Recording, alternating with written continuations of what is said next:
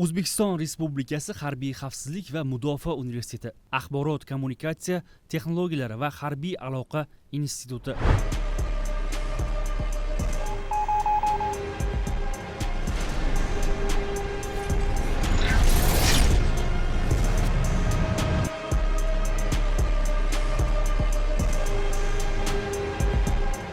Kafidralar nomlari: Raqamli texnologiyalar kafidrasi, Axborot texnologiyalari va sun'iy intellekt kafidrasi, Kiber xavfsizlik kafidrasi, Quruqlikdagi qo'shinlar havo hujumidan mudofaa kafidrasi, Havo qo'shinidan mudofaa qo'shinlari kafidrasi, Radio elektron razvedka va kurash kafidrasi, Chegara qo'shinlari informatsion texnologiya mutaxassislarini tayyorlash bo'yicha intellektual tizimlar kafidrasi, Axborotlarni kriptografik himoyalash va maxfiylik rejimi kafidrasi, 9-chi umumqo'shin tayyorgarlik va gumanitar fanlar kafidrasi faoliyati yo'lga qo'yildi hamda ofitserlarni malakasini oshirish zaxira va rezervdagi ofitserlarni tayyorlash markazi o'z ishini boshladi. Shuningdek, yangi 4 ta sikl ochildi. Sun'iy intellekt sikli, info kommunikatsiya sikli, avtomatlashtirilgan boshqaruv sikli, 4-chi uchuvchisiz uchish apparatlariga qarshi kurash sikli.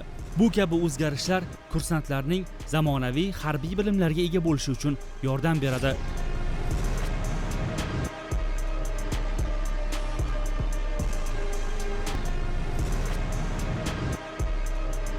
Shuningdek, kursantlar uchun eng so'nggi raqamli texnologiyalar bilan jihozlangan xonalar mavjud. Kursantlarimiz zamonaviy bilimlarni puxta egallab, o'z ustida ishlashlari uchun bu yerda IT klub, madaniy ma'rifiy dam olish maskani, xorijiy tillarni o'rganish imkoniyatiga ega.